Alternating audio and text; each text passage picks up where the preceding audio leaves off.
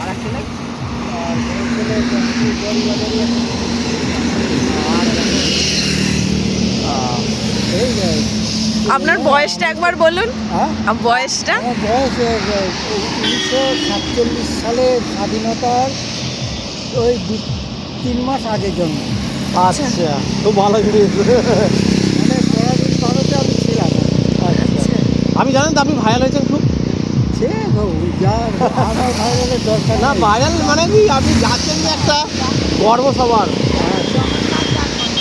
গর্ব একটা সবার। আপনি যে এত কষ্ট করে আপনি যে একটা মনের যে ইয়ং জেনারেশন দেখা উচিত জিনিসটাকে, যে সবাই মিলে একটা।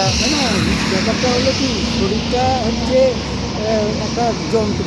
হ্যাঁ। এই যন্ত্রকে যত ইয়ে করবে তত জং করবে। অবশ্যই। আর এই জং ছাড়াতে গেলে তাকে একটু শারীরিক কসরত করতে হবে। অবশ্যই। ঠিক আছে, চলুন তাহলে, অনেক লেট হয়ে যাচ্ছে আপনার। চলো।